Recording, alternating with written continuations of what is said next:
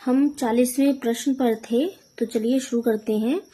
चित्राधार किसकी रचना है? चित्राधार जो है वो जयशंकर प्रसाद की रचना है। ये यहाँ से लेके इतना हम देख चुके थे, चलिए एक बार फिर से पढ़ लेते हैं। चित्राधार 1918 जयशंकर प्रसाद का मुक्तक काव्य है। जयशंकर प्रसाद की कुछ रचनाएं यहाँ पर दी गई हैं, तो उनको भी देख लेते हैं। उर्वशी 1909, वन मिलन 1909, प्रेम राज्य 1909, अयोध्या का उद्धार 1910, शोकोच्छ्वास 1910, बभ्रुवाहन 1911, कानन कुसुम 1913, प्रेम पथिक 1914, महाराणा का महत्व 1914, चित्राधार 1918, झरना 1918, आंसू 1925, लहर 1933, कामायनी 1935। राम नरेश त्रिपाठी, जिनका जन्म 1879 में हुआ और 1962 ईस्वी में इनका निधन हो गया। इनकी कुछ रचनाएं यहाँ पर दी गई हैं। मिलन 1917, पथिक 1920, मानसी 1927, स्वप्न 1929 ईस्वी। मुकुटधर पांडे 1895 में जन्म और 1979 में निधन। पूजा फल, कानन कुसुम, प्रेम बंधन। रामेश्वर शुक्ल अंचल 1915 में जन्म, 1995 में निधन। मधुलिका 1938, अपराजिता 1939, किरण बेला 1941, करील 1942, लाल चूनर 1944, वर्षांत के बादल।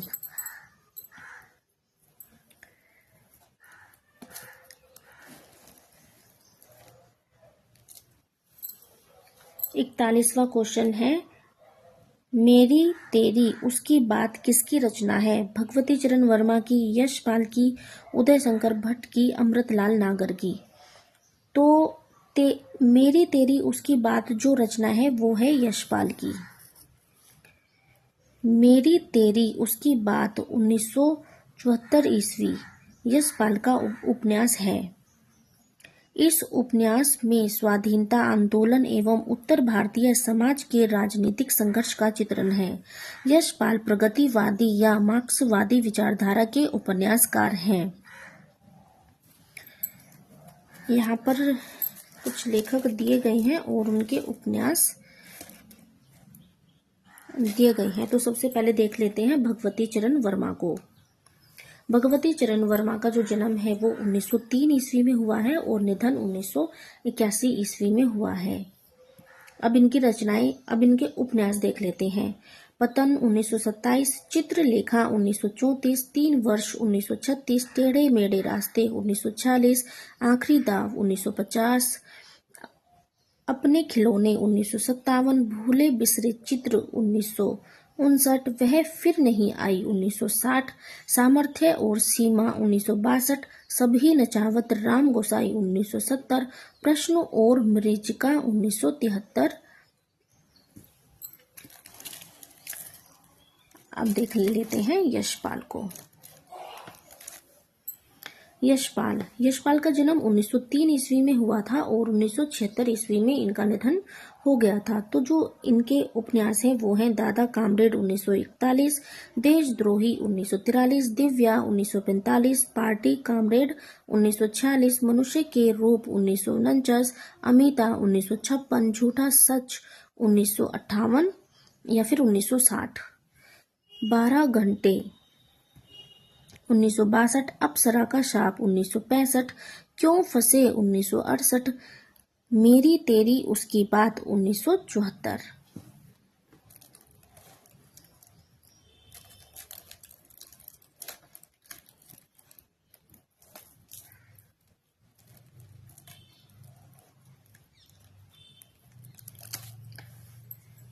उदय शंकर भट्ट का जो जन्म है वो 1898 ईस्वी में हुआ और 1961 ईस्वी में इनका निधन हो गया।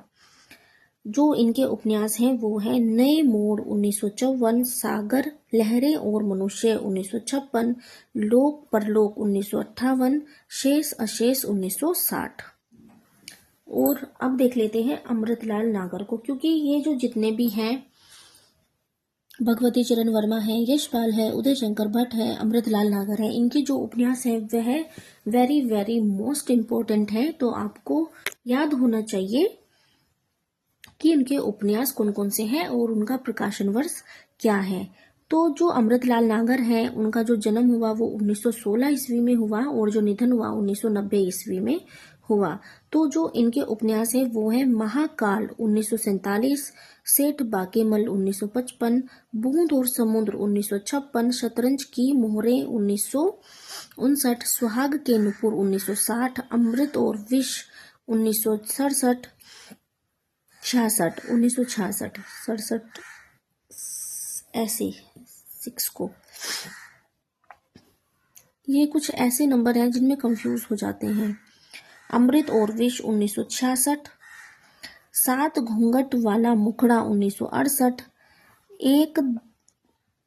एक दा नैमिषारण्य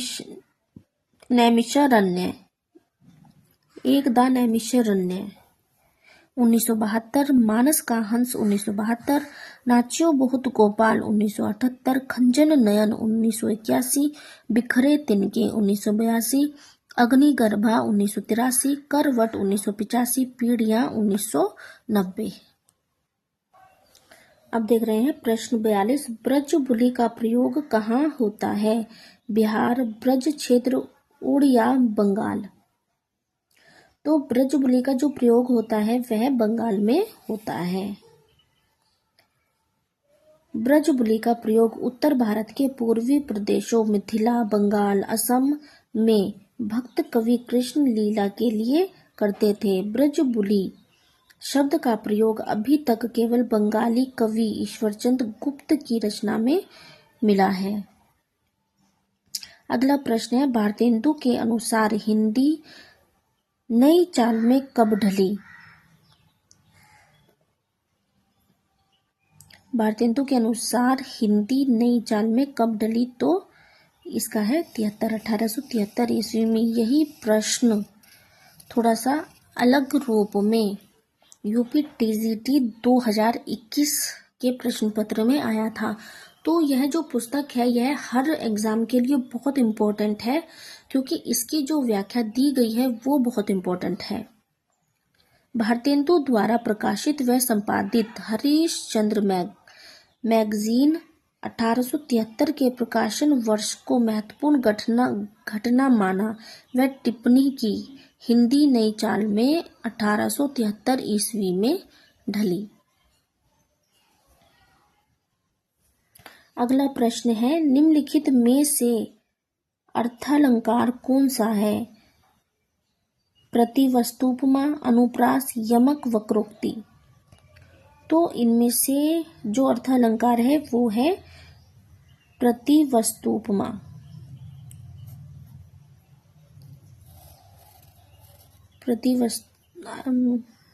अलंकार के प्रकार। अलंकार 2 प्रकार के होते हैं, शब्दालंकार और अर्थालंकार। तो जो शब्दालंकार के अंतर्गत आते हैं वो है अनुप्रास, यमक, श्लेष, वक्रोक्ति और विप्सा। अर्थालंकार के अंतर्गत आते हैं उपमा, प्रतीप, भ्रांतिमान, दृष्टांत, प्रतिवस्तुपमा। ये रहा प्रतिवस्तुपमा। अब दिख रहा होगा आपको, ये रहा प्रतिवस्तुपमा। अब बढ़ते हैं अगले प्रश्न की तरफ।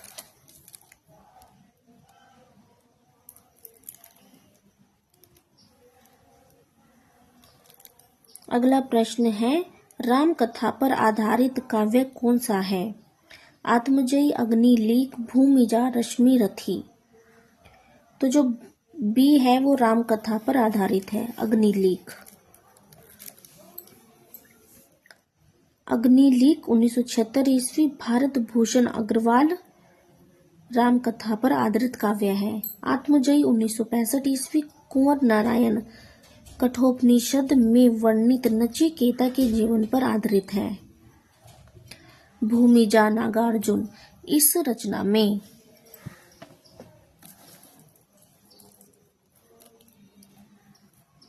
दिख रहा होगा आपको नागार्जुन, भूमिजा नागार्जुन। इस रचना में सीता के जीवन और उसके प्रति समाज के रवैये का चित्रण है।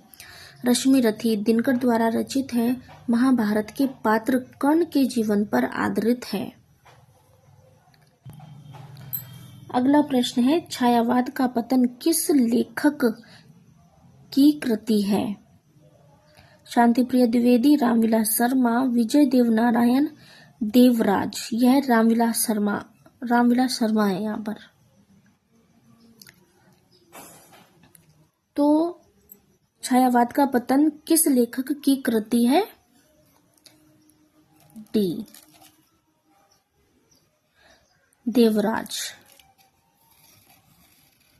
इसका जो आंसर है वो है देवराज। छायावाद का पतन 1948 ईस्वी देवराज की प्रथम चौंकाने वाली रचना है। यहाँ पर आलोचक दिए गए हैं और यहाँ पर आलोचनाएं दी गई हैं। देवराज। छायावाद का पतन, साहित्य चिंता, आधुनिक समीक्षा, प्रतिक्रियाएं। विजय देवनारायण शाही, जायसी, 1983, साहित्य और साहित्यकार का दायित्व, 6वां दशक, साहित्य क्यों। शांतिप्रिय द्विवेदी, सामयिकी, हमारे साहित्य निर्माता, संचारणी।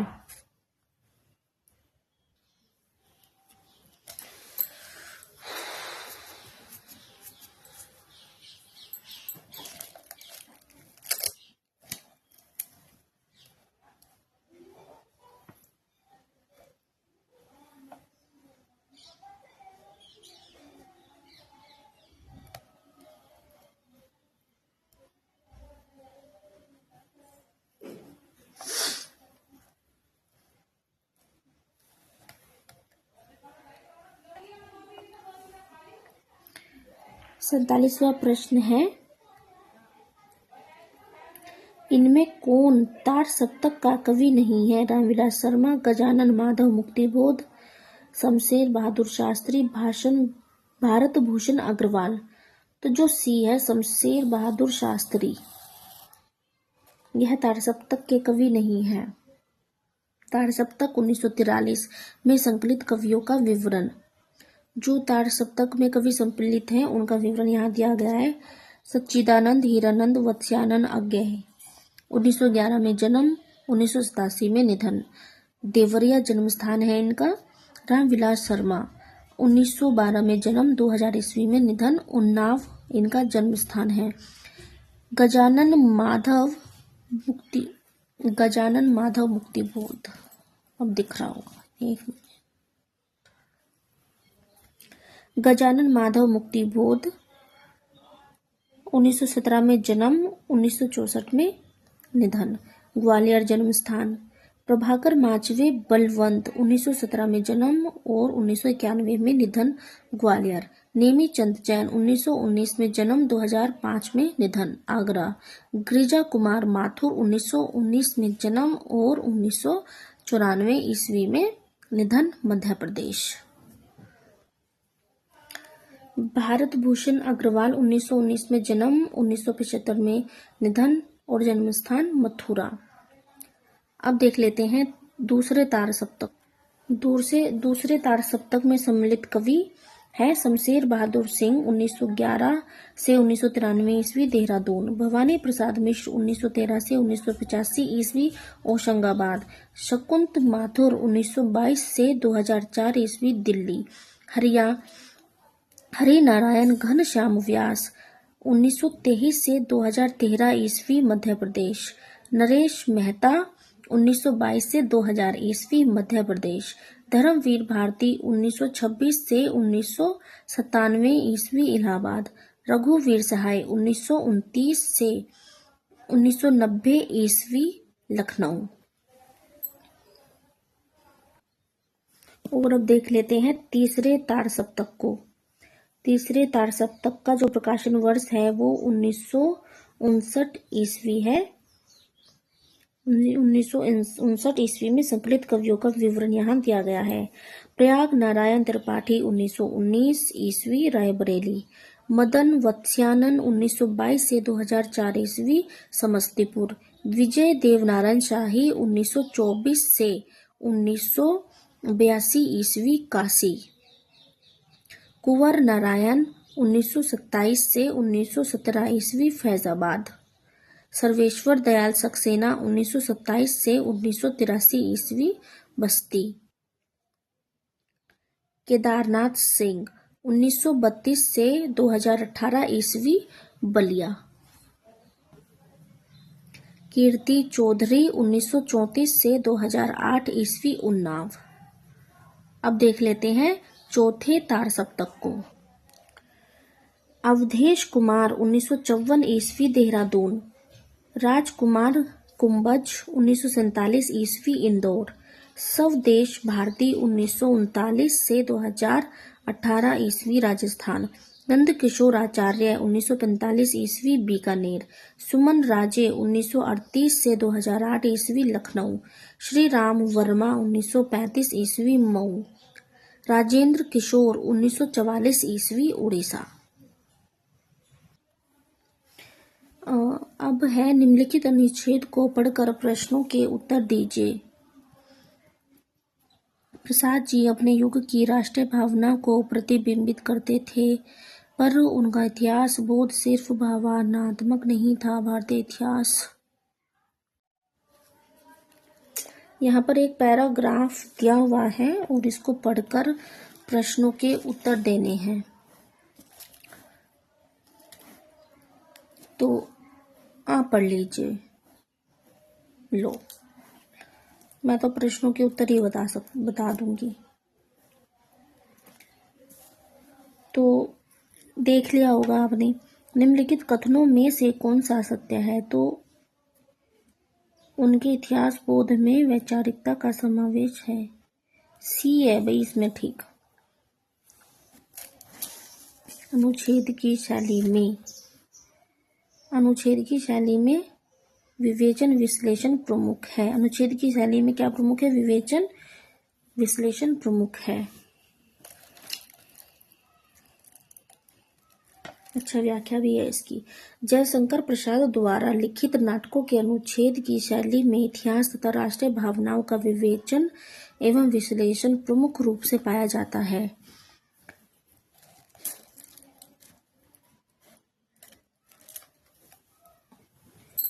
अनुच्छेद का लक्ष्य है प्रसाद की राष्ट्रीय सांस्कृतिक चेतना से परिचित कराना। जयशंकर प्रसाद द्वारा नाटकों में अनुच्छेद का लक्ष्य राष्ट्रीय सांस्कृतिक चेतना से परिचित कराना है।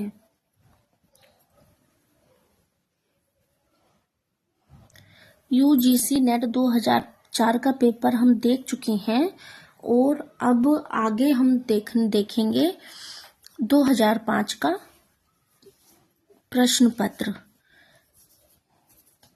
ठीक है, मिलते हैं 2005 के प्रश्न पत्र के साथ। धन्यवाद।